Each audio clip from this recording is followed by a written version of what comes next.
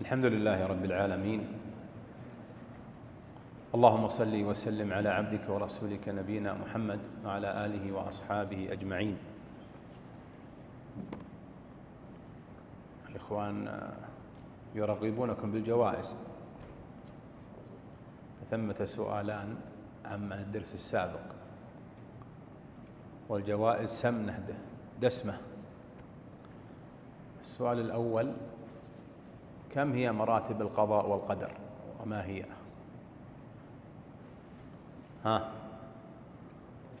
تفضل. الله العلم وإيش؟ وإيش؟ نعم. في دليل عليها؟ عطنا الدليل إن كان هو حاضر. وين الجوائز؟ أعطوه جائزة هذا حلال. كله ثنتين. ما شاء الله ما شاء الله. تفضل. لا، سؤال آخر لك ذاهب. نعم. السؤال الثاني: لا إله إلا الله. ما بعد جاء السؤال: وما أعجلك عن قومك يا موسى؟ ما هي أسماء الإرادة الدينية؟ ما أسماء الإرادة الدينية؟ تفضل. أيوة.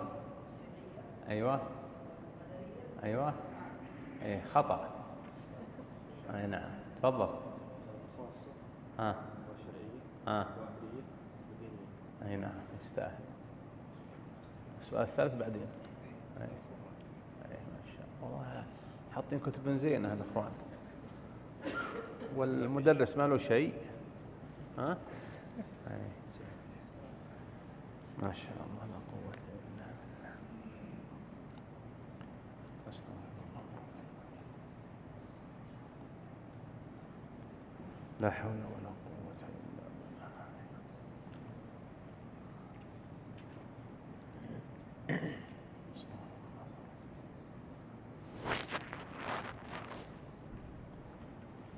نعم، سم بالله. بسم الله الرحمن الرحيم. الحمد لله رب العالمين، والصلاة والسلام على خير الأنام سيدنا ونبينا محمد عليه وعلى آله وأصحابه أفضل الصلاة وأتم التسليم. توقفنا أحسن الله إليكم عند مسألة الأقيسة الثلاثة. عند مسألة الأقيسة الثلاثة. نعم. اقرأ. خلق الخلق بعلمه. قال المصنف رحمه الله تعالى: خلق الخلق بعلمه وقدر لهم أقدارا وضرب لهم آجالا لم يخف عليه شيء من أفعالهم قبل أن خلقهم، وعلم ما هم عاملون قبل أن يخلقهم، وأمرهم بطاعته ونهاهم عن معصيته. وكل شيء. خلق الخلق. بسم الله. قال: خلق الخلق بعلمه. يقول رحمه الله: خلق الخلق بعلمه وقدر لهم أقدارا. خلق الخلق بعلمه لأن العلم أول المراتب، ولأن العلم أخص أوصاف ربوبية الله، حيث أحاط بكل شيء علما. خلقهم بعلمه كيف يكونون وكم يبقون وكم عددهم وشأنهم، كل ذلك مما سبق به علمه. وقدر لهم أقدارا لجميع الخلق، المكلفين وغير المكلفين، الجماد والحيوان، الكبير والصغير. وضرب لهم آجالا للخلق كلهم ولا للأحياء؟ للخلق كلهم له أجل، ولهذا قال جل وعلا: لكل أجل كتاب، يشمل المكلف ويشمل غير المكلف. الجبال ستزول والسماوات ستزول، إذن لها أجل. لم يخف عليه، أي على الله عز وجل، شيء من أفعالهم، وهذا في أفعال المفعولات، أفعال الخلق كلها جرى بها علم الله وقضاؤه وقدره وكتابته ومشيئته وإرادته. لم يخف عليه شيء من أفعالهم قبل أن خلقهم، اللي حفظته أنا قبل أن يخلقهم، علم ما هم فاعلون قبل أن يخلقهم، وعلم ما هم عاملون قبل أن يخلقهم، علم ذلك منهم على وجه التفصيل، فلا يقع في ملكه ما لا يعلمه. قال وأمرهم بطاعته ونهاهم عن معصيته. هذا ما هو لجميع الخلق، هذا خاص بمن؟ بالمكلفين. فالحيوان والبهائم غير مكلفة، والنبات والجماد غير مكلفة. أمرهم بطاعته ونهاهم عن معصيته. علم الله من الطائع طاعته، يعملها ولا ما يعملها، وعلم من المعاصي معصيته، عملها أو لم يعملها.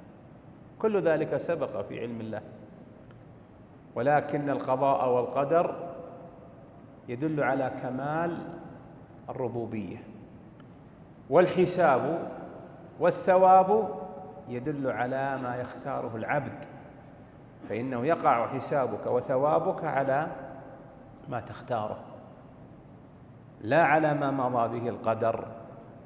هذه المسألة إذا فهمت انحلت إشكالات الناس في القضاء والقدر، أن ثوابك وعقابك هل هو على ما مضى به علم الله أو على ما تختاره بنفسك؟ على ما تختاره من طاعة فتثاب عليها، أو معصية فتهدد بالعقوبة فيها. فليس الثواب والعقاب على محض القضاء والقدر ما مضى به علم الله وكتابته، وإنما الثواب والعقاب على ماذا؟ على ما يختاره المكلف بنفسه. نعم. أحسن الله إليكم. قال المصنف رحمه الله تعالى: وكل شيء يجري بقدرته ومشيئته، ومشيئته تنفذ مشيئته تنفذ. نعم. ومشيئته تنفذ، لا مشيئة للعباد إلا ما شاء لهم، فما شاء لهم كان، وما لم يشأ لم يكن. كل شيء يجري بمشيئته، لا يمكن أن يقع في ملك الله ما لم يشاءه أبدا. والمشيئة هنا بمعنى إيش؟ الإرادة العامة ولا الخاصة؟ لا، الإرادة الخاصة. أراد الله من فرعون أن يؤمن، فهل آمن؟ لم يؤمن، إذا لم تقع. الإرادة هنا الإرادة العامة، معنى أرادها شاءها، وليس معنى أرادها أحبها. المحبة خاصة بالإرادة إيش؟ الخاصة. وكل شيء يجري بمشيئته وقدرته، لأن المشيئة من القدرة أو من القدر، ومشيئته تنفذ، أي لا بد من وقوعها، لا تتخلف. مشيئته تنفذ لا مشيئة العباد. العباد قد تنفذ مشيئته وقد لا تنفذ. وعند الجهمية عند القدرية حيث انحرفوا في القدر، انحرف في القدر طائفتان عظيمتان: القدرية فأنكروا قدرة الله على أفعال العباد، فقالوا العبد يخلق فعل نفسه ولا قدرة لله على فعله. الجبرية وهم الجهمية ضدهم، قالوا العبد مجبور على فعله. ولهذا عند الجهمية أن مشيئة الله لا تنفذ، قد تقع وقد لا تقع. ومشيئة العبد في أفعاله تنفذ عندهم. فانظروا كيف فروا من التشبيه في الأسماء والصفات ووقعوا في التشبيه والتمثيل في الأفعال. ومما يذكر من طريف ذلك أن أعرابيا دخل البصرة فسرقت ناقته، طلبها بحثها لم يعثر عليها، فدخل جامع البصرة وإذا رجل ذو لحية وعليه جبة، فأحسن به الظن، وإذا هو عمرو بن عبيد القدري، فقال: يا شيخ، جئت من البادية وسرقت ناقتي، فادعوا الله أن يردها علي، لا بلاغ لي إلا بها. فقال عمرو بن عبيد القدري المعتزلي: اللهم إنك لم ترد أن تسرق ناقته فسرقت، اللهم فارددها عليه. هل دعا الله منزها له أو عائبا ومنتقصا له؟ منتقص لله. فقال له الأعرابي بفطرته: لا حاجة لي إلى دعائك، إذا كان ربي لم يرد أن تسرق ناقتي فسرقت، أخشى أن يريد أن ترجع فلا ترجع، إذا كان يقع في ملكه ما لا يريده. فتأملوا كيف حج وغلب أعرابي عامي بفطرته هذا القدر المعتزلي لبدعته. فمشيئة الله لا بد من نفوذها، لكن مشيئة العبد لا، لأن مشيئة العبد تابعة لمشيئة الله. لمن شاء منكم أن يستقيم وما تشاءون إلا أن يشاء الله رب العالمين. فما شاء الله ما شاء لهم كان، وما لم يشاء لم يكن. ولهذا قال: يهدي من يشاء ويعصم ويعافي فضلا. الله يهدي من يشاء من عباده ويضل من يشاء، فمن عصمه من الضلالة وعافاه من الغواية هذا من فضل الله عليه، ليس من حق العبد على ربه.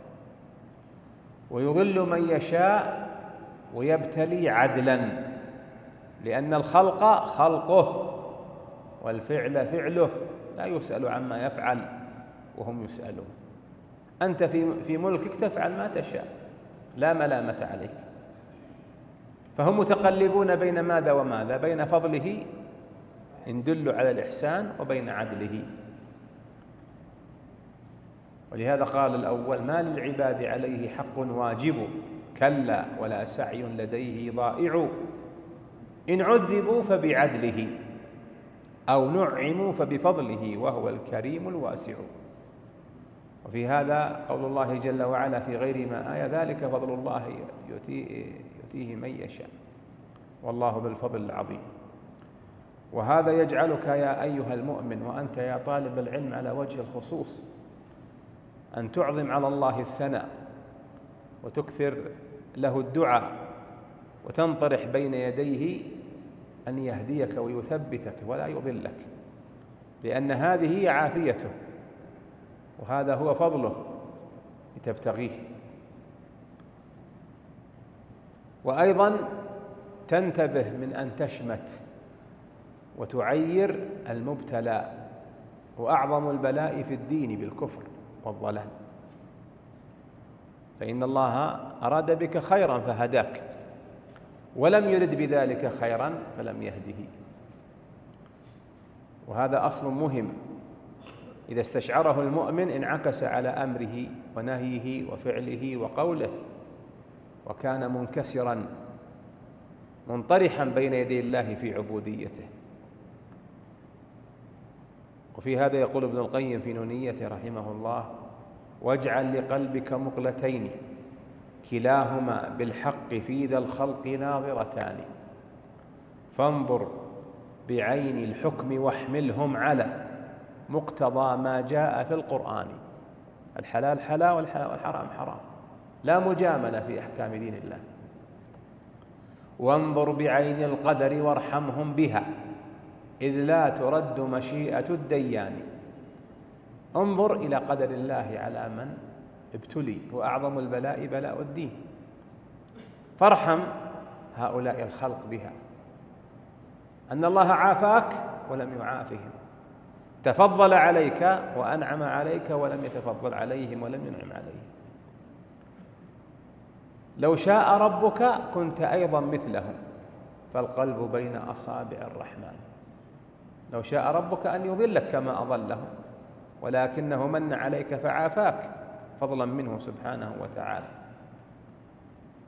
وهذا يجعل المؤمن يشفق على غيره، أن يراه في الهلكة فيستنقذه، ويراه في الضلالة فيقربه، ويراه في الإعوجاج فيعدله. نعم. أحسن الله إليك. نفتح المجال شوي. نعم. قال المصنف رحمه الله تعالى: يهدي من يشاء ويعصم ويعافي فضلا، ويضل من يشاء ويخذل ويبتلي عدلا، وكلهم يتقلبون في مشيئته بين فضله وعدله، لا راد لقضائه ولا معقب لحكمه ولا غالب لأمره. آمنا بذلك كله وأيقنا أن كلا من عنده. وكلهم أي العاصي المطيع والمبتلى العاصي، أي الطائع المطيع والمبتلى العاصي، كلهم يتقلبون في مشيئته بين فضله لمن أنعم الله عليه وهداه، وبين عدله لمن عذبه الله وابتلاه. لا راد لقضائه، ما قضاه الله يقع لا يرد ولا يتخلف. قضاء المخلوق يرد، أما قضاء الله الكوني فلا يرد، لا بد من نفوذه. إرادة الله الخاصة قد لا تقع. أراد الله من فرعون أن يؤمن فلم يؤمن، أراد يعني أحب من أبي جهل أن يؤمن فلم يؤمن. قال ولا راد لقضائه ولا معقب لحكمه.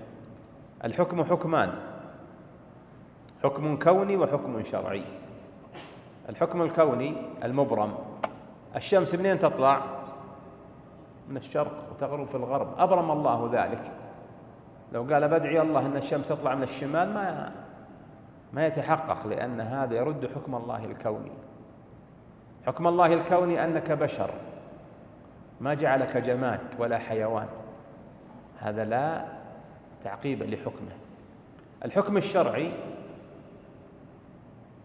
لا يعقب عليه بالاستدراك، لكن قد يمتثل الممتثل وقد لا يمتثل.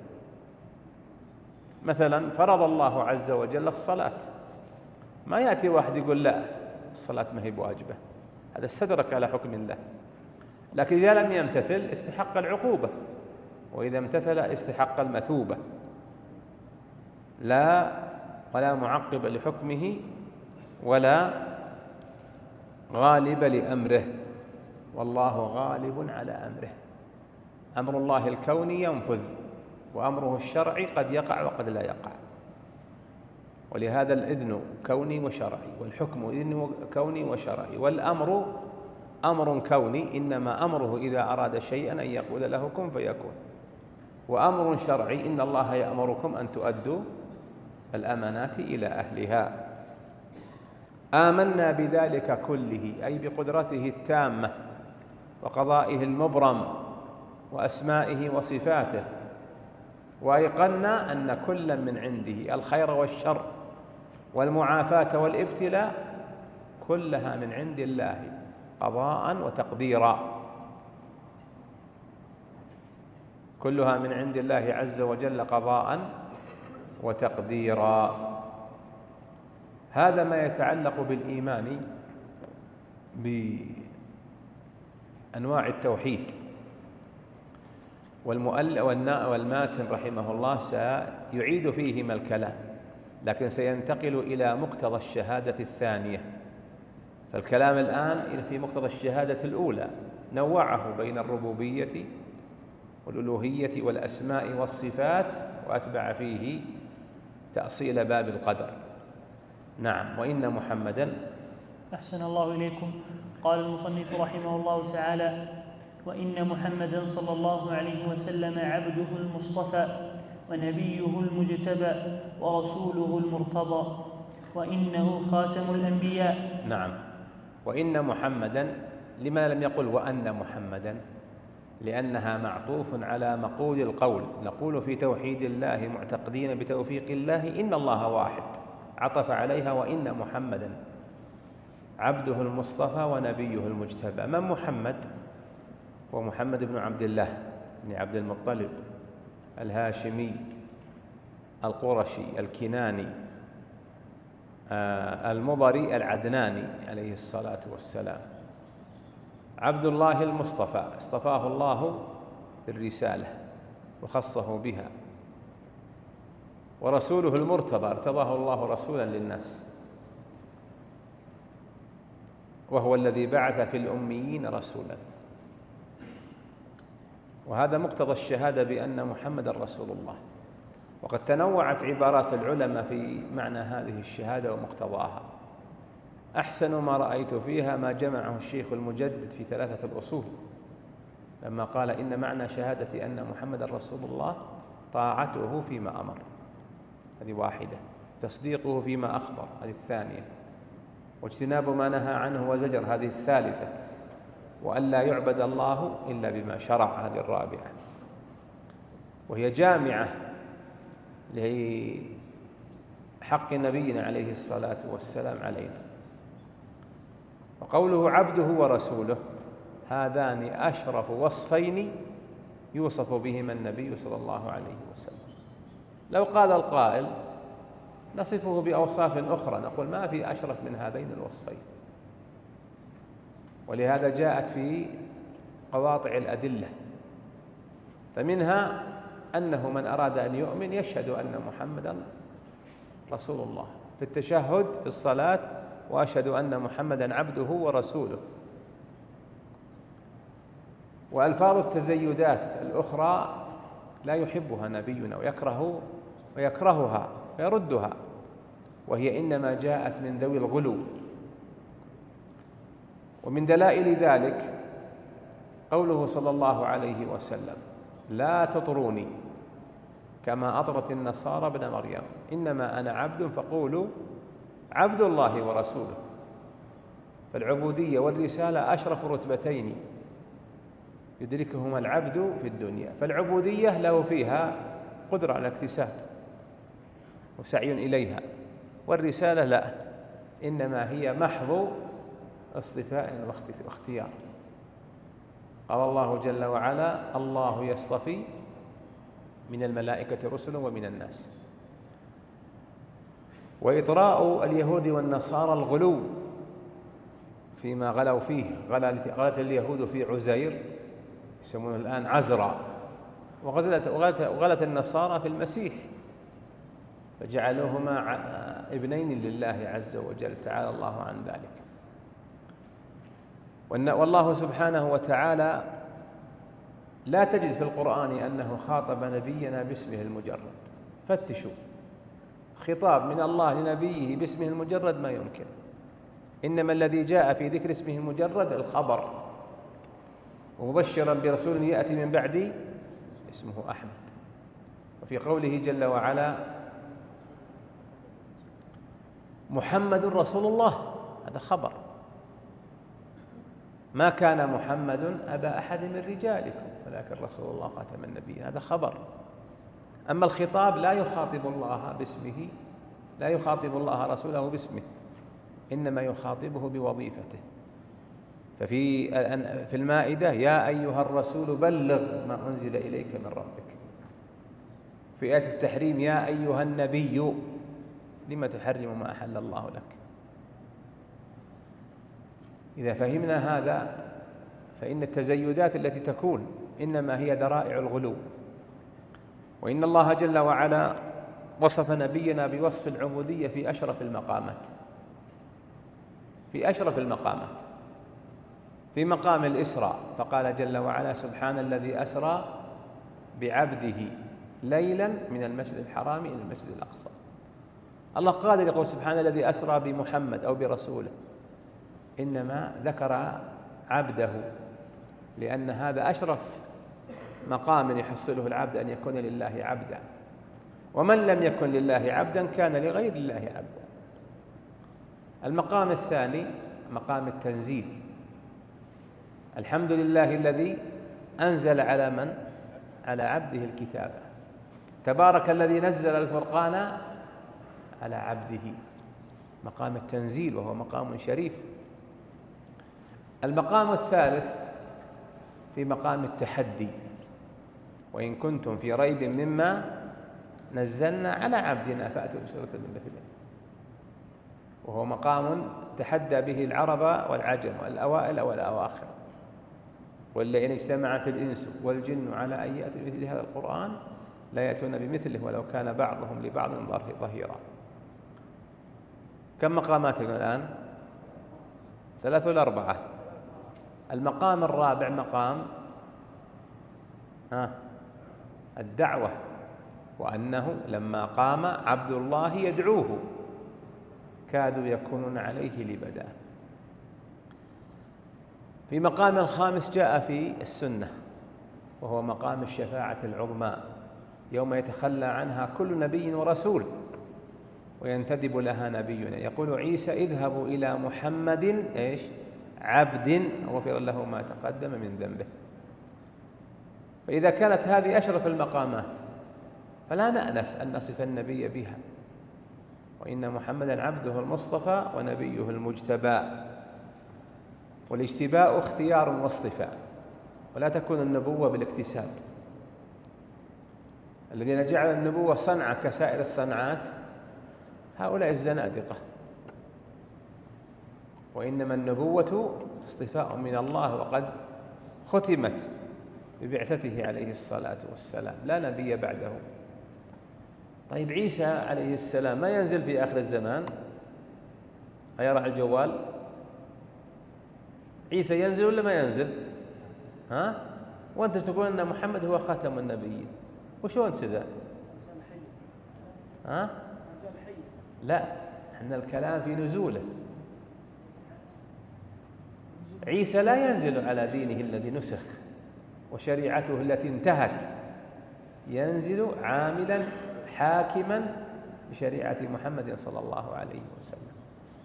وانتبهوا من هذا الأصل يدلي به عليكم أهل الكتابين، خصوصا في مسألتين. المسألة الأولى في ختم النبوة به عليه الصلاة والسلام، والمسألة الثانية أنه لا نبي بعده. فلا يردون عليكم هذه الشبهة. قل نعم عيسى ينزل، لكن ينزل عاملا وتابعا ومنقادا لشريعة نبينا صلى الله عليه وسلم. فإذا قالوا وش دليلكم؟ نقول عيسى ينزل فيصلي مأموما خلف المهدي، ويكسر الصليب ويقتل الخنزير الذي تعظمه كذبا النصارى، ويضع الجزية. ايش معنى يضعها؟ يبطلها، إما إسلام أو مقاتلة.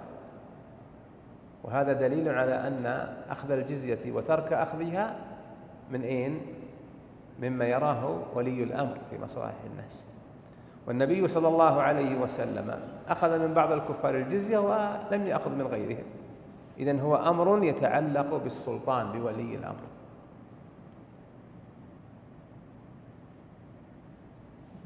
ثم قال رحمه الله: وإن محمدا عبده المصطفى ونبيه المجتبى ورسوله المرتضى، ارتضاه الله بالرسالة وبختمها. وفيها آية المائدة: اليوم أكملت لكم دينكم وأتممت عليكم نعمتي ورضيت لكم الإسلام دينا. إذا علمنا هذا، فإذا كان محمدا عبده المصطفى فالعبد لا يعبد ولا تصح عبادته، ورسوله المرتضى الرسول لا يكذب، لا يصح تكذيبه صلى الله عليه وسلم. نعم. وإنه أحسن الله إليكم. قال المصنف رحمه الله تعالى: وإنه خاتم الأنبياء وإمام الأتقياء، وكل دعوة نبوة بعد نبوته فغي وهوى، وهو المبعوث إلى عامة الجن وكافة الورى بالحق والهدى. أنا أحفظ: وإن محمدًا عبده المصطفى ونبيه المجتبى ورسوله المرتضى وإنه حبيب رب العالمين وخاتم المرسلين. ما هي موجودة فيها النسخة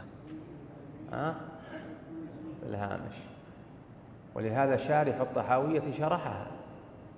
طيب، وإنه حبيب رب العالمين، هذه من الألفاظ التي تعقب فيها المصنف الطحاوي رحمه الله.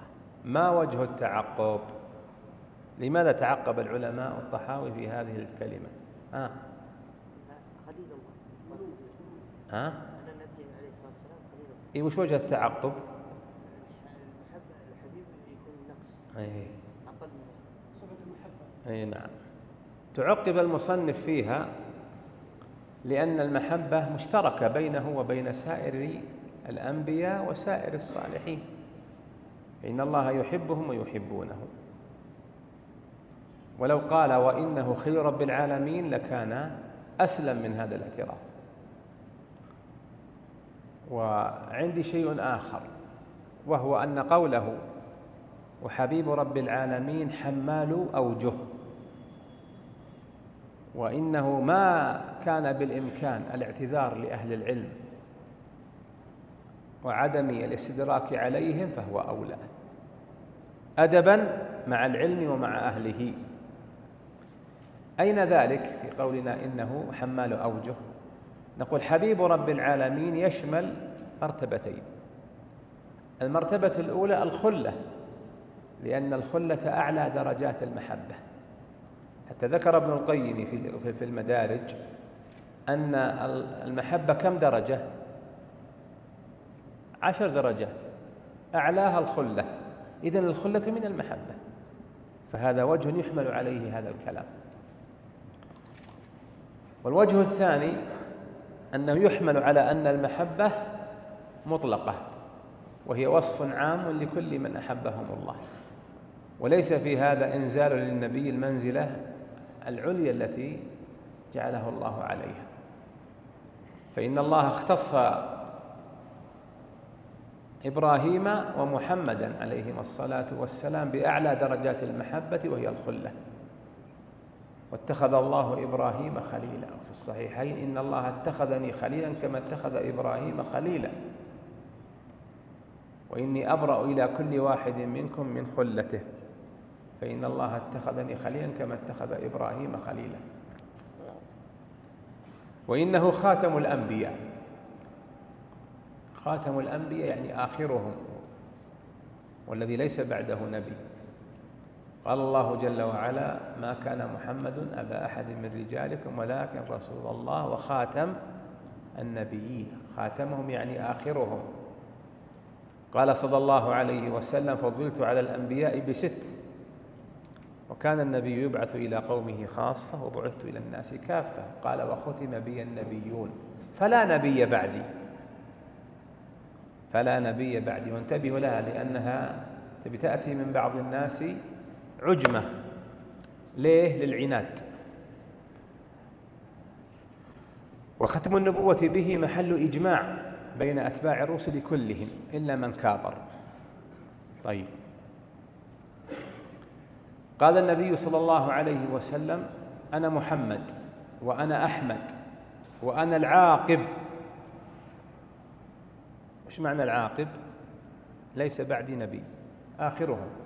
وأنا الحاشر، يحشر الناس على قدمي، ما بعدي إلا قيام الساعة، صلى الله عليه وسلم.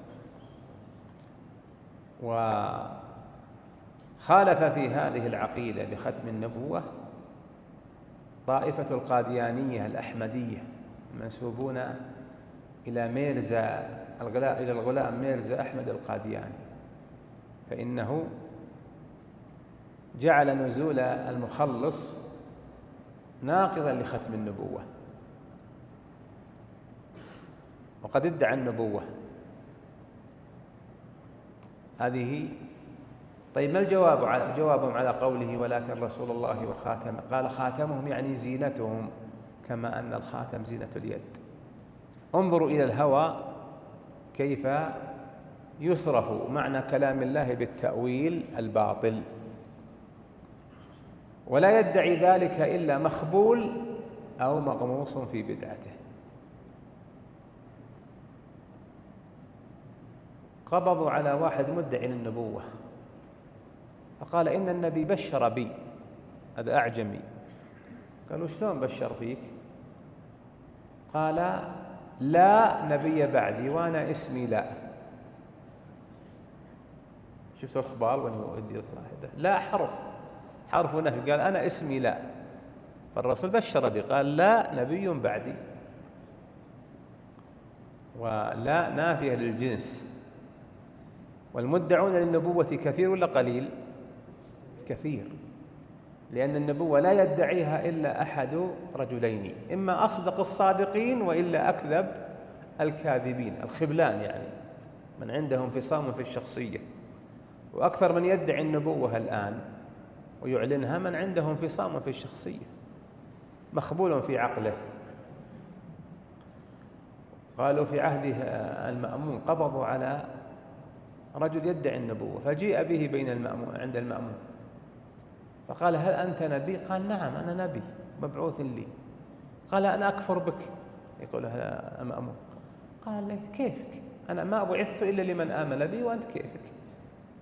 قال ودوه المستشفى المجاني المارستان، هذا ما هو بصح. وذكروا أيضا أن واحد مرتفع، عاد مرتفع بإخبار ولا بشيء ثاني، ادعى النبوة فقبض عليه وأحضر عند القاضي. قال أنت نبي؟ قال نعم أنا نبي. قال وين أتباعك؟ قال أنتم خلتوني حتى يصير لي أتباع. لعبة بزران، ما هي يعني أخبار في خبار. والمدعون كثيرون. وفي حديث ثوبان لا تقوم الساعة حتى يخرج كذابون 30 كلهم يزعم أنه نبي وأنا خاتم النبيين لا نبي بعدي. قوله كذابون 30 مدعوا النبوة أكثر ولا أقل من 30؟ أكثر. إذا ما معنى الحديث؟ لماذا قال حتى يخرج كذابون 30 في رواية قريبا من 30؟ ها نبي الجهة اليمنى يتحركون. تفضل. ها لا ها لا، المدعون رؤوس وذيول كلهم واحد. الله يخلف. تفضل. لا. ها أحسنت. العدد لا مفهوم له، لا يراد منه المعدود، وهذا مسألة معروفة في الأصول. هل العدد مفهوم أو لا مفهوم له؟ لا مفهوم له أي لا يراد منه حقيقة المعدود، بل العدد خرج للتكثير. وتأملت في الأعداد فإذا ألفاظ العقود تبدأ من كم؟ لا 10 ما هم منها، من 20 و30 و40 و50 و60 و70 و80 و90 و100 ومضاعفاتها، تأتي في أكثر موارد الشريعة للتكثير. ومنها أبضاعها، استغفر لهم أو لا تستغفر لهم، إن تستغفر لهم 70 مرة فلن يغفر الله لهم. لو استغفر لهم النبي 1000 مرة يغفر لهم؟ لا. إذن العدد لا مفهوم له، لا يراد منه حقيقة المعدود، وإنما يراد منه الكثرة، يراد منه الكثرة. وهذا المراد في قوله يخرج كذابون 30 أي كثيرون، لا ينحصر بال30. وتأملوا في الأعداد الواردة في الشريعة، في الأدلة في الكتاب والسنة، تجدوها على هذين الضربين، وأكثرها لا يراد منها المعدود في عدده، وإنما تأتي للتكثير فلا مفهوم لها. وبعضها يأتي عدد يراد منه حقيقة المعدود. قال الله جل وعلا فمن لم يجد فصيام شهرين متتابعين، يراد منه حقيقة الشهرين، ولهذا يصوم شهرين وإلا صام 60 يوما. قال في كفارة اليمين فكفارته إطعام كم؟ 10 مساكين. لو أطعم 9 يصح؟ ما يصح. وتأتي القرينة الدالة على أن العدد مراد إذا عد المعدود بعد العدد. ففي الصحيحين عن ابن عمر رضي الله عنهما قال النبي صلى الله عليه وسلم بني الإسلام على 5 فذكرها. إذن العدد هنا إيش؟ مراد. وبه نعلم خطأ من يقول إن الأمر بالمعروف والنهي عن المنكر هو الركن السادس. اسمعوا، هو الركن السادس من أركان الإسلام. الإسلام أركانه 5 ما هي ب6.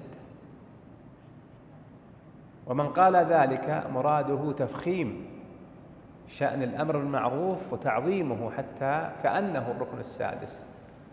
ولا الأمر بالمعروف والنهي عن المنكر يلج على الأركان كلها. ومثله قوله صلى الله عليه وسلم 4 من كن فيه كان منافقا خالصا، ثم ذكرها. العدد مراد. حق المسلم على المسلم 6 فذكرها. العدد مراد لأنه ذكر معدودا بعد العدد. وإنه خاتم الأنبياء وإمام الأتقياء. الأتقياء أهل الإيمان، إمامهم نبينا محمد صلى الله عليه وسلم، هو قائدهم وهو سائقهم، وهو أول من ينشق عنه القبر للقيام للمحشر، وهو أول من يدخل الجنة، فهو إمام الأتقياء يعني مقدمهم، وإمامهم يعني مقتداهم الذي يقتدى به. وكل دعوى النبوة بعده فغي وهوى.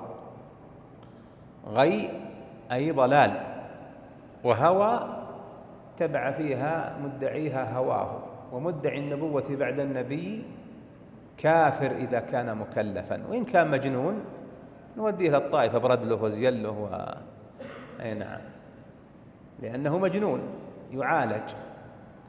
ولهذا لو دخل عليكم واحد الآن وقال اسمعوا ترى نبي الله إليكم، وش تسوون فيه؟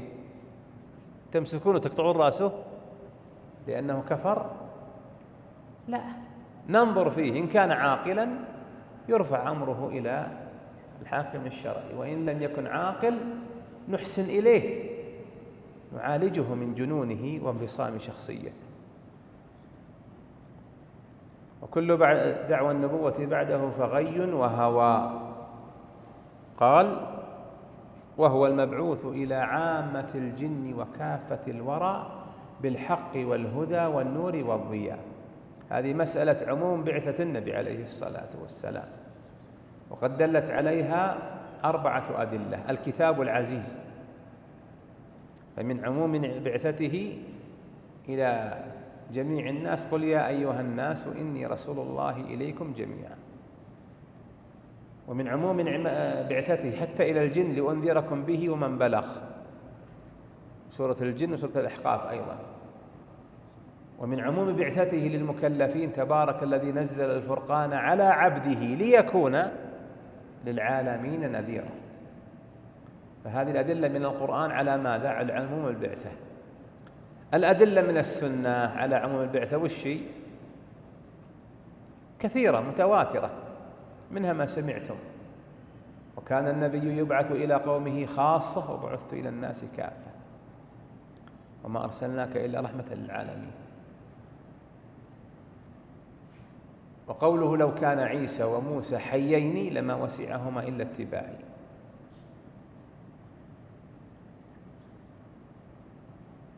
هل هو مبعوث إلى الملائكة صلى الله عليه وسلم ولا لا؟ وش رأيكم يا أخواني اللي في الخلف؟ أيها المتحدثان أنتما في الخلف، بعث لهم ولا ما بعث؟ أنت؟ لا، ما هو بنت اللي يخلفك، الإخوة المشرفون، بعث لهم ولا ما بعث؟ بعث. ايش الدليل؟ هذه والله الضيعة. الرسول بعث للملائكة ولا ما بعث للملائكة؟ هذا الدليل على أنه مبعوث للملائكة أيضا. يا جاره وش تقول؟ أجل خلوكم معنا. لم يبعث إلا إلى المكلفين، لم يبعث للبعارين والغنم والحيوانات والنباتات، وهي من العالمين، لكن هو رحمة لها بأثر بعثته. أما البعثة التي يؤمرون بطاعته لم تكن لهؤلاء صلى الله عليه وسلم. والمكلفون هم الإنس والجن ممن صدقت عليهم شرائط التكليف في العقل والبلوغ. اللهم صل وسلم عليه. ولهذا قال والله لا يسمع بي يهودي ولا نصراني، واللفظ اللي في الصحيحين والذي نفسي بيده لا يسمع بي يهودي ولا نصراني ثم لا يؤمن بي إلا دخل النار.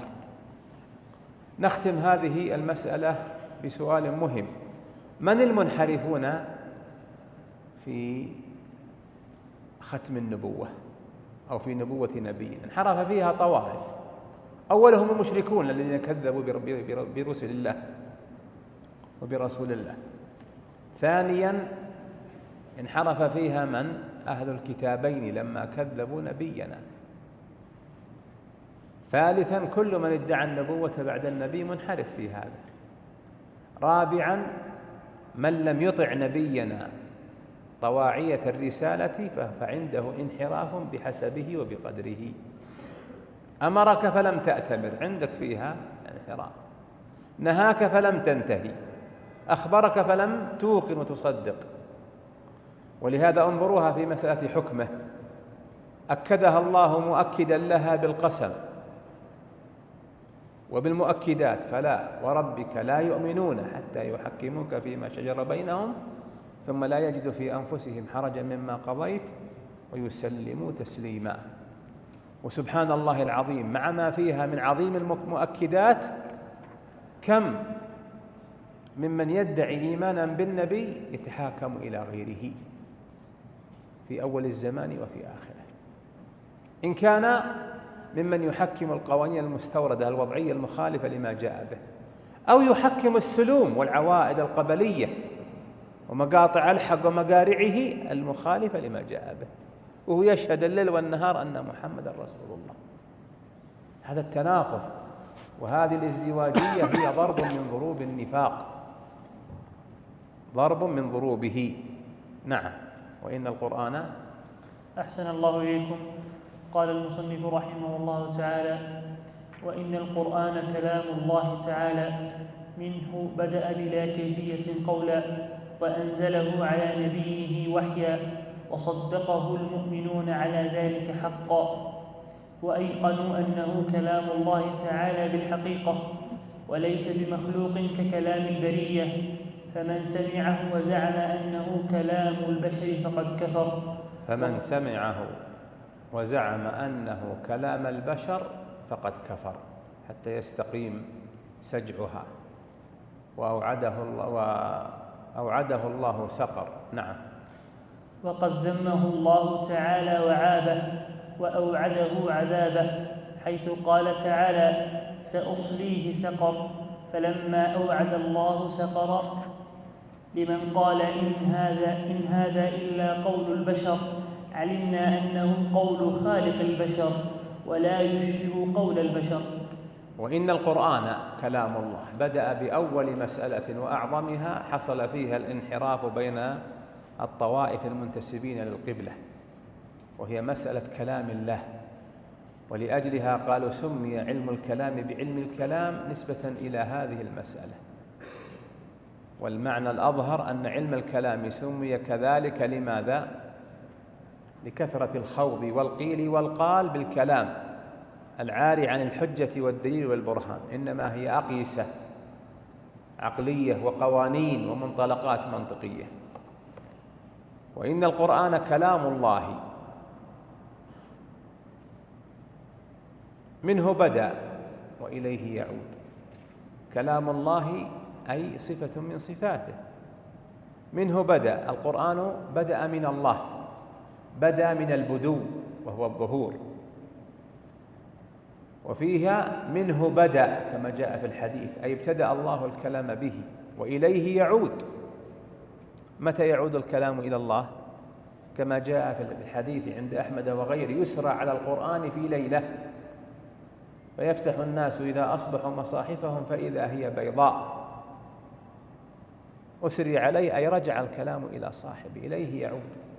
متى؟ إذا ابتغى الناس هدى من غيره وهجروه، وقد بدت بوادر ذلك، فجل المتحاكمين يتحاكمون إلى غير القرآن والسنة ويهتدون بغيرهما. وهذا الأمر يزداد حتى يأتي على الناس كما هو الواقع يقرؤون القرآن للتبرك لا للامتثال، ثم يهجرونه أيضا. فمن الناس من عهده بالقرآن في رمضان أو من الجمعة، حتى لا يكن همهم إلا الحفظ لألفاظه دون الفقه لمعانيه.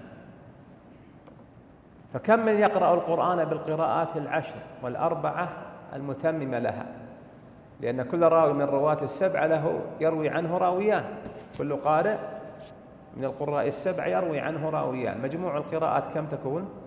14. كم من يقرأ القرآن بالقراءات والروايات، فإذا نزلت عليه مصيبة ودفت عليه دافة جعر بأعلى صوته: يا سيدي فلان مدد، يا بدوي أغثني، يا عبد القادر أدركني.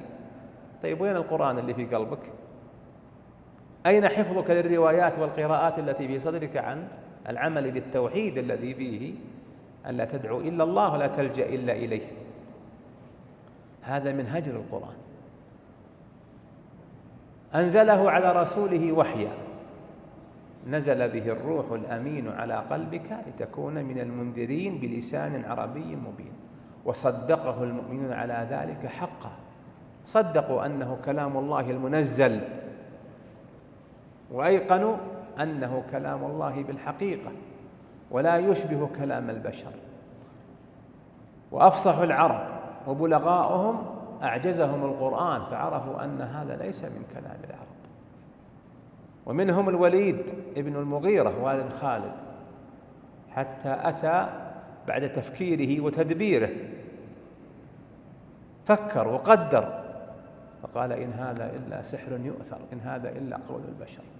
أول من قال إن القرآن مخلوق وقول البشر هم المشركون، تبعهم الجهمية والمعتزلة، والأشاعرة تقول بذلك الآن وإن لم يصرحوا به. كيف ذلك؟ قالت الأشاعرة إن الله له كلام معنى نفسي، أي في نفسه. إذن الذي معنى وشه؟ قالوا هذا عبارة عن كلام الله. قال إخوانهم الماتريدية هذا حكاية عن كلام الله. إذن حقيقة الذي معنا ليس كلام الله.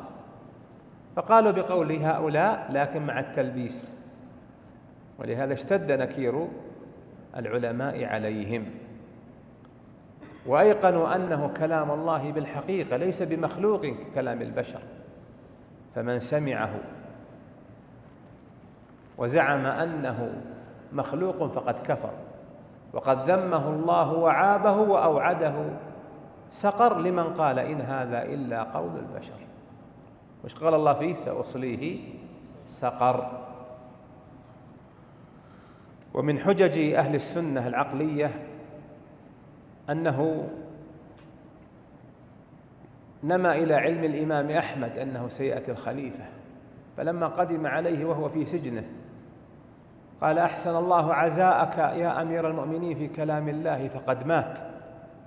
قال: أنا ما تقول يا أحمد كلام الله يموت؟ قال لي تقول أنه مخلوق، وكل مخلوق يموت،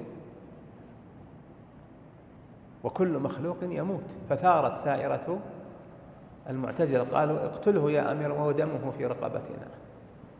من أعجزته الحيلة ذهب إلى ماذا؟ ذهب إلى الاستطالة. لو كان مخلوقا لجرى عليه ما يجري على الخلق من الهلاك، لكنه كلام الله صفته، وقد أضافه الله إليه: وإن أحد من المشركين استجارك فأجره حتى يسمع كلام الله. يحرفون الكلام عن مواضعه. والمنسوب إلى الله نوعان: معاني كعلم الله وسمع الله وكلام الله، هذه صفاته وحياة الله. وينسب إلى الله أعيان كبيت الله وناقة الله، وهي مخلوقة، نسبت إلى الله جل وعلا تشريفا: أن طهر بيتي للطائفين والعاكفين. ناقة الله وسقياها أن نسبها إلى الله جل وعلا. وهذه المسألة العظيمة فطن لها علماء السلف فطنة عظيمة، لأنهم أدركوا غور هذه البدعة وبعدها. ما غورها؟ غورها إنكار أن يكون الله متكلم، ويلزم عليه أن يكون الله غير مستحق للعبادة، لأنه عاب على الكفار أن آلهتهم لا ترجع لهم قولا. إيش قال إبراهيم؟ فاسألوهم إن كانوا ينطقون. إذن عدم الكلام نقص لا يليق بالرب.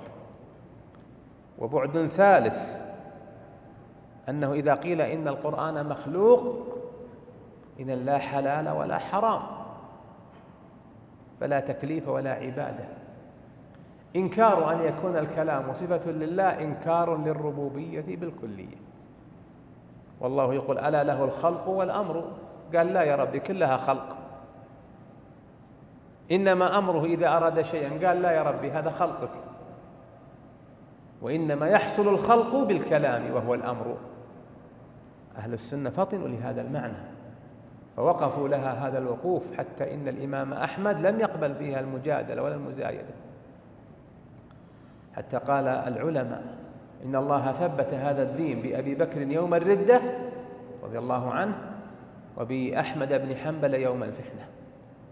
أصحاب أحمد من العلماء الكبار رضخوا تحت قوة السلطان وجبروته.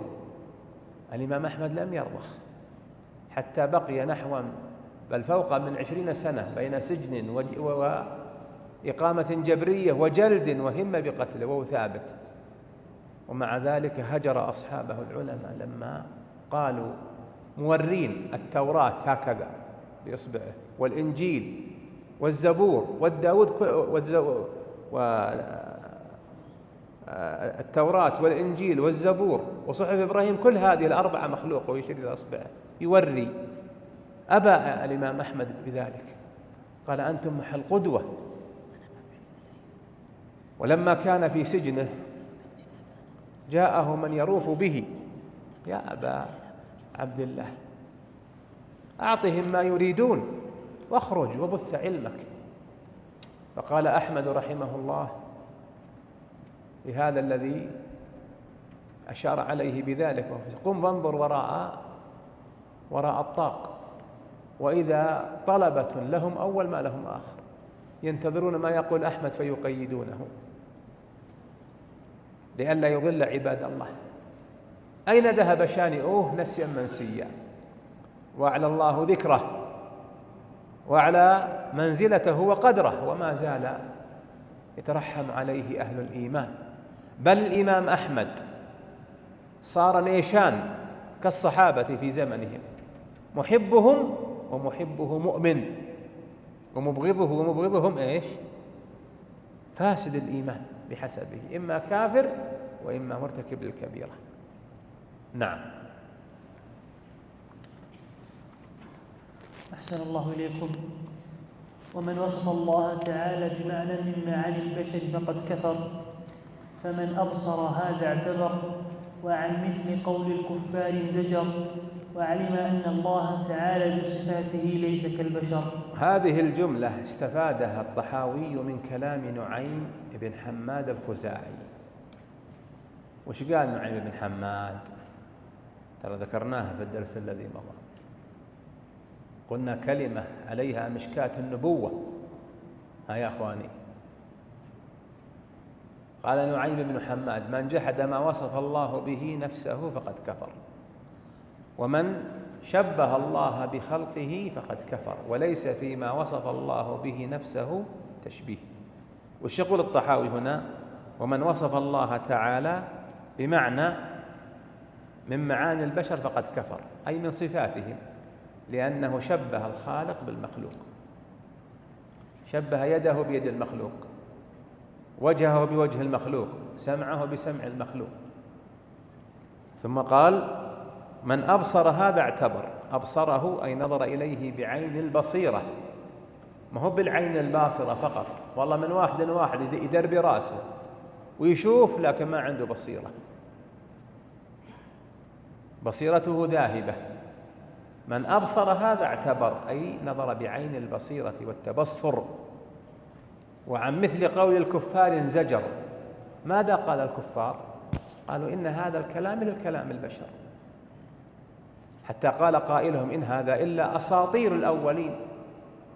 وقالوا في حق النبي كما قاله العاص بن وائل السهمي والد عمرو رضي الله عنه: سأذهب إلى الحيرة وآتيكم بأساطير من قبلنا، فأي فضل لمحمد علينا، حسب سواليف بزران.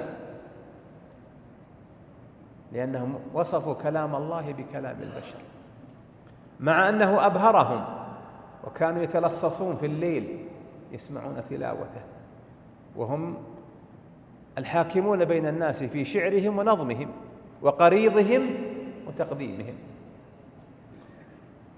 والوليد بن المغيرة وكان شيخا من شيوخ بني مخزوم شيوخ قريش، قدم وإذا أهل مكة في دار الندوة يتداولون الرأي في محمد وما فعل وما، فقال الوليد دعوني فلآته، فذهب الوليد وأتى النبي عليه الصلاة والسلام سالكا مسلك من قبله ومن بعده في الترغيب والترهيب. قال يا ابن أخي، دلال على أنه كبير في سنه، أتيت قومك وهم جميع بهذا الأمر ففرقت كلمتهم وأشمت بهم عدوهم، فإن شئت سودناك علينا، فإن شئت الملك سودناك علينا، نخليك ملك علينا بس فكنا من هذا ترغيب، وإن شئت جمعنا لك من المال حتى تكون أغنانا، في رواية أيسرنا. النبي ساكت. وإن شئت زوجناك أجمل وأحسب نسائنا، وإن شئت هذا كله فعلناه لك. والنبي صلى الله عليه وسلم ساكت. فسكت الوليد، فقال له عليه الصلاة والسلام أفرغت أبا المغيرة؟ يكنيه في هذا المقام الذي ما فيه إلا على ما يقولون صقع الروس. لما؟ لأن الله أدبه ولأن الله احتفى به. أفرغت أبا المغيرة؟ قال نعم يا ابن أخي. قال فإليك فاسمع مني. فرمى الوليد بن المغيرة يديه خلف ظهره، سبيل في سنه، فقرأ عليه النبي صلى الله عليه وسلم صدرا من سورة حاميم فصلت، قرأ نحو من 11 آية حتى إذا بلغ قول الله جل وعلا فإن أعرضوا فقل أنذرتكم صاعقة مثل صاعقة عاد وثمود. فانتفض الوليد بن المغيرة كما ينتفض الطير، ووضع يده على في رسول الله صلى الله عليه وسلم وقال يا محمد نشدتك الله والرحم لما سكت. سكت النبي عليه الصلاة والسلام مع أنهم أهل عناد، سكت. ليش سكت يا أخواني؟ هذا المقام ما هو مقام انتصار للنفس. انتبه يا طالب العلم، انتبه أيها الآمر بالخير والناهي عن الشر، احذر يدخل الشيطان عليك فتنتصر لنفسك. قيامك ابتداء لدين الله ليكن كذلك انتهاء. سكت النبي صلى الله عليه وسلم، نشده بالله ومشفقا على قومه أن تنزل عليهم صاعقة مثل صاعقة عاد وثمود، لأنهم فعلوا فعل قوم عاد وثمود. سكت عليه الصلاة والسلام راجيا أن يأخذ هذا الوعيد في قلوبهم فيؤمنوا. قام الوليد فرجع، وقريش وأساطينها تنظر إليه، فرجع بوجه غير الوجه الذي أدبر به عنهم، فأفسحوا له فصدروا له المجلس وهو ساكت واجر. فقال قائل منهم والله لقد صبأ شيخكم. وأبو جهل عنده من أساليب الإثارة، أرغبت عن دين آبائك يا أبا المغيرة؟ أتركت دين قريش؟ كما يقول القائل أنا على مذهب جماعتي، أنا على مذهب إبي وجدي. العصبية الجاهلية التي ما زالت تورث وتغذى. فسكت. قالوا والله لقد ذهب شيخكم، فصاروا يحسفونه بمذهب الآباء والأجداد. ثم نطق قال والله ما صبأت وما تركت ما عليه آبائي. فقالوا ماذا ما بك؟ قال والله لقد أقرأني محمد كلاما إن له لحلاوة وإن له لطلاوة وإن أعلاه لمورق وإن أسفله لمغدق. قال إيه راح. صبأ الشيخ وما هو بكلام البشر،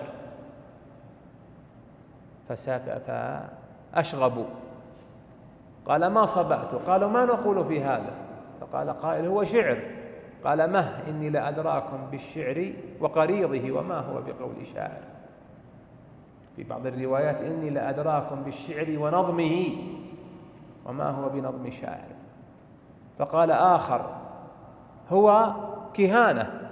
قال مه إني لأدراكم بالكهانة وهرطقتها وما هو بقول كاهن. فقال ثالث هو جنون. قال اسكت إني لأدراكم بالجنون وتخاريفه وما هو بقول مجنون. هذه التهم الثلاث التي كرر المشركون. باقي واحدة الذي جاء بها الوليد بن المغيرة. قالوا ما نقول فيه. رجعوا الأمر إليه حتى يفكر ويكون معهم لا عليهم. ما نقول فيه أبا المغيرة. قال دعوني أفكر. أنظر. فكر وقدر ونظر وعبس وبصر. فقال أليس يفرق بين الرجل وأبيه وبين الرجل وزوجته؟ قالوا بلى. قال هذا هو السحر. إن هذا إلا سحر يؤثر، إن هذا إلا قول البشر. وش قال الله فيه؟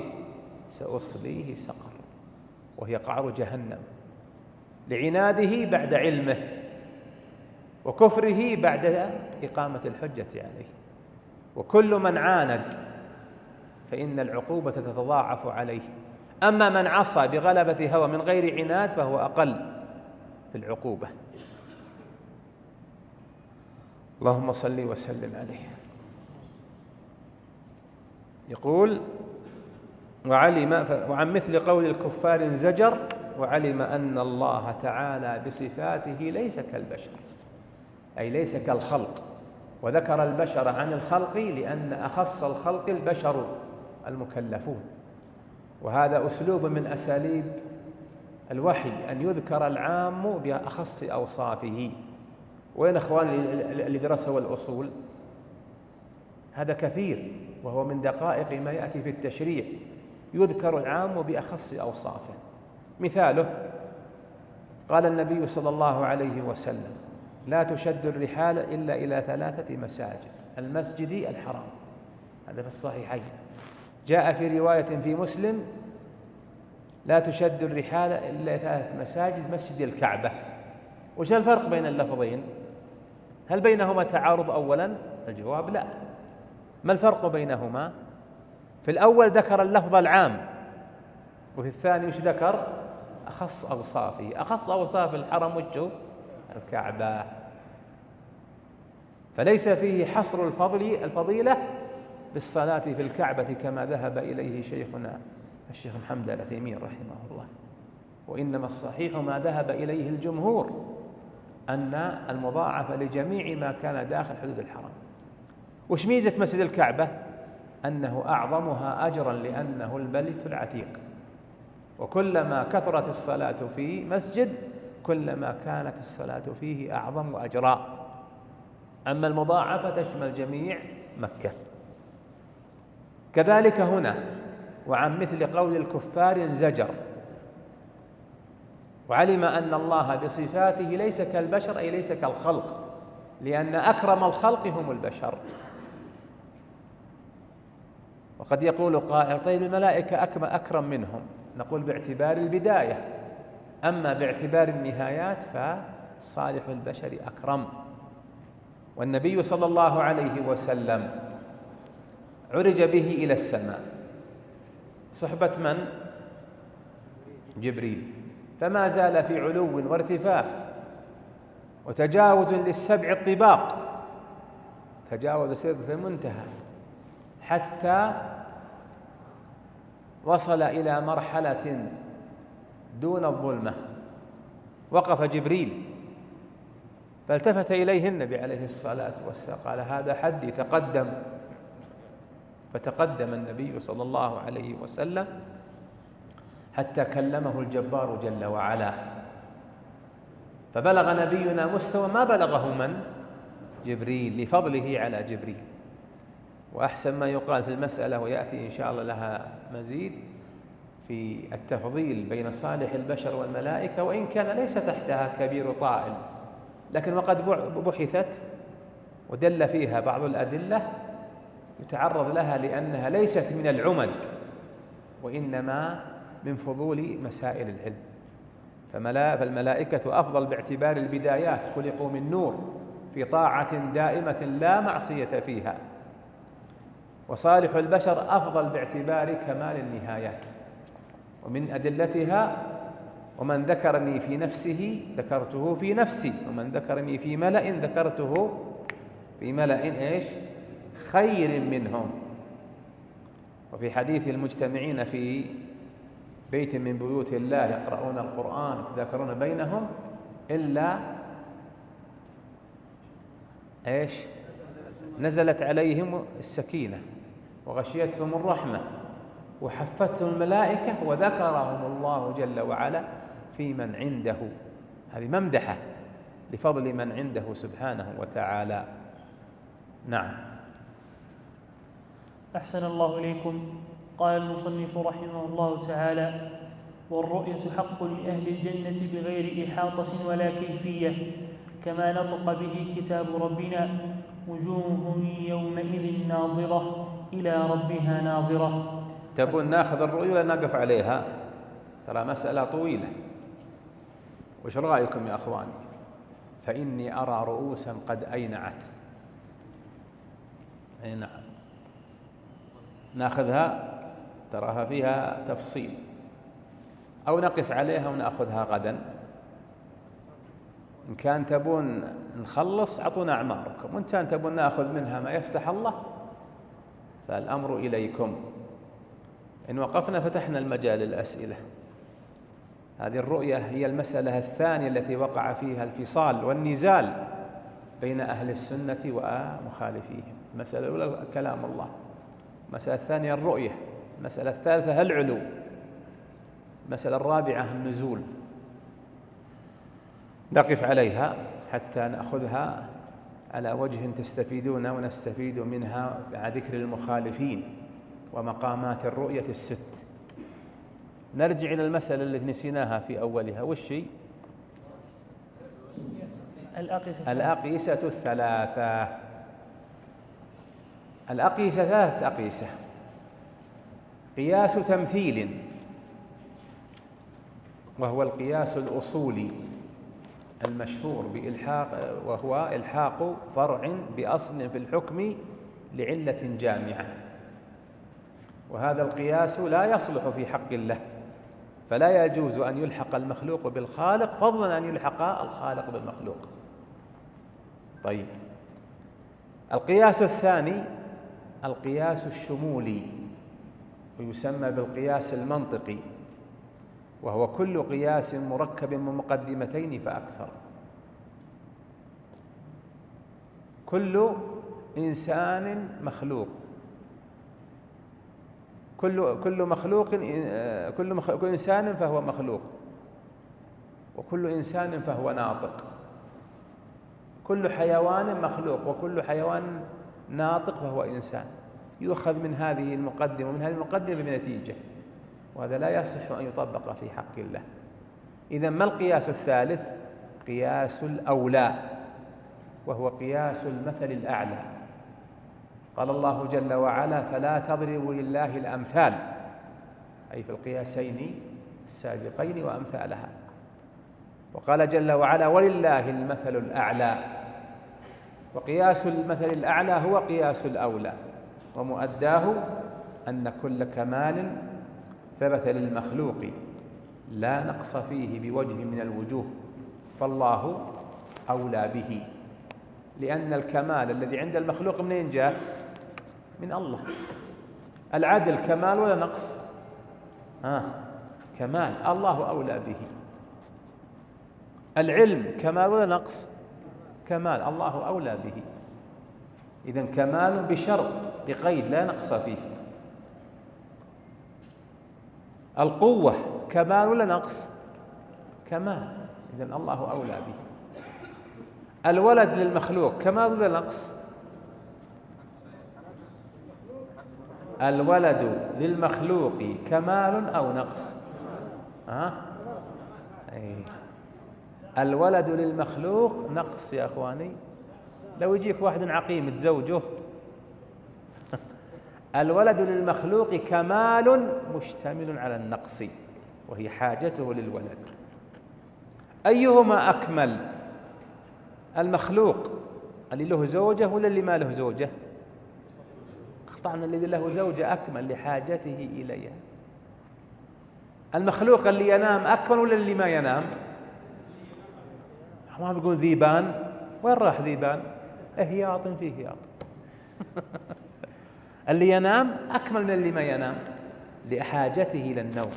اللي ما ينام من المخلوقين ضعيف مريض، فلما اشتمل الكمال على نقص حاجته إليه تنزه الله عنه.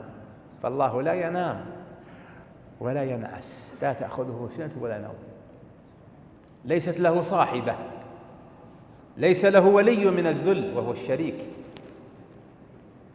ليس له ولد لكمال وحدانيته سبحانه.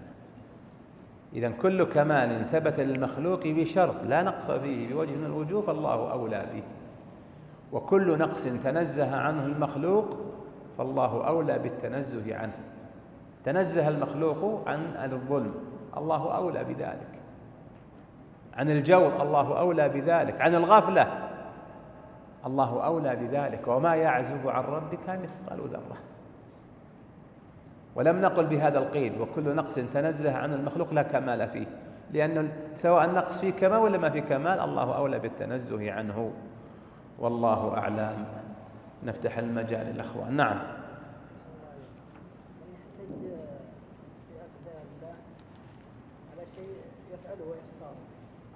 مثل نعم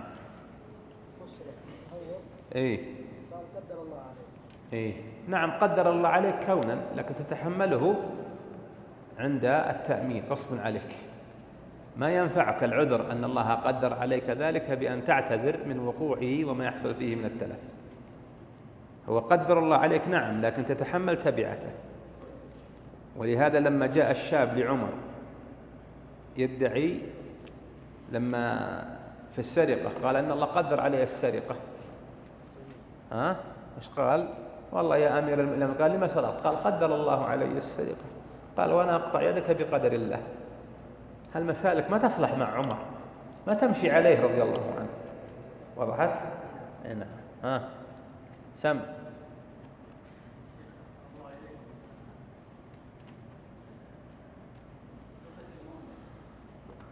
اسم المؤمن ولا صفة المؤمن؟ اي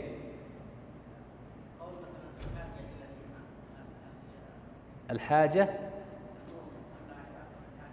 نعم المؤمن الذي يأمن ويؤمن غيره. ولهذا الإيمان لماذا سمي إيمان؟ لأنه يؤمنك أيها المؤمن عن الضياع، عن الهلك، عن الاضطراب، عن أن تؤدي الحق لغير أهله. نعم. سم. قياس ايش؟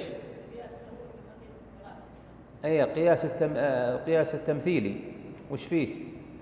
هو اللي درستموه في الأصول، الحاق فرع بأصل في الحكم لعلة جامعة، هذا هو القياس التمثيلي. والقياس الثاني ما يكثر عندكم لأنه قياس المناطقة، قياس المناطقة وقياس المتكلمة. أنا والله بتأسى شيخنا الشيخ محمد العثيمين رحمه الله، ما يفتح إلا 3 مجال الأسئلة، 3 أسئلة وبس، هم نسك الدكان، والرجال واجز بيعطيكم خير. شيخ هذه أسئلة وعليها جوائز. 1 ولا 2؟ 2 هذه ساعة وخاتم. ما شاء الله. أيهن الأغلى؟ باعتبار شخص. طيب، في سؤالان. السؤال الأول: ماذا قالت الأشاعرة في كلام الله؟ أبي جواب تام، ترقيعي ما أبي. تفضل يا أخي.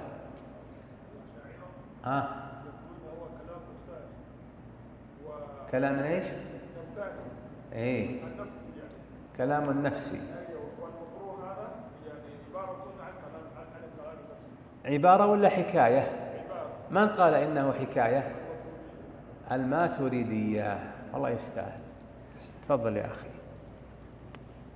يقول ابن القيم يصف رسالة لشيخ الإسلام في هالمسألة: وكذا أجوبة له 90 له رد على من قال بالنفسان 90 وجها بينت بطلانه أعني كلام الحق ذا الوحداني. الرسالة 90 لشيخ الإسلام في الرد على الأشاعرة، رد عليهم في كون كلام الله نفساني من 90 وجها. نعم. السؤال الثاني: ما وجه الشبه بين الجهمية والمعتزلة من جهة وبين الوليد ابن المغيرة من جهة ثانية في كلام الله؟ ها، 1 2.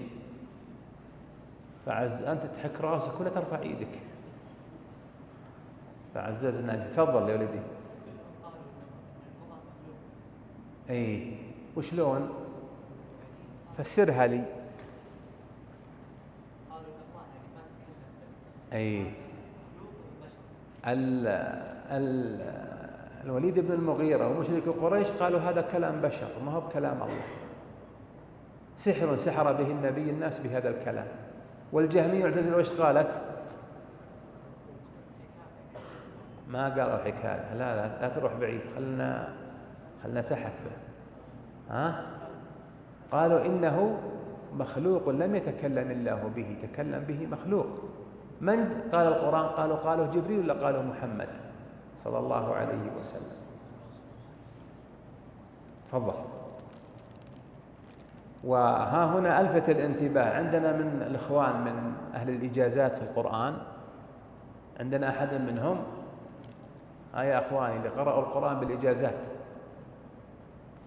انتبهوا إلى أثر مذهب الأشاعرة في هذه الأسانيد. كيف ذلك؟ من أثر مذهب الأشاعرة يقولون عن أبي عبد الرحمن السلمي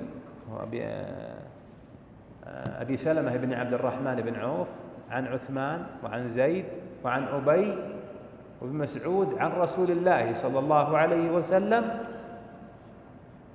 عن من؟ عن جبريل عن اللوح المحفوظ، حتى ما يكون جبريل سمعه من الله. وفي بعضها عن جبريل عن اللطيفة، وفي بعضها عن جبريل عن الهواء، حتى لا يكون جبريل قد سمعه من الله عندهم، لأنهم ينفون السماع وأن ينفون كلام الله بحرف وصوت وأنه يسمع. والله أعلم، وصلى الله وسلم على نبينا محمد. جمعية الدعوة والإرشاد وتوعية الجاليات بأبها، بالدعوة نحيا.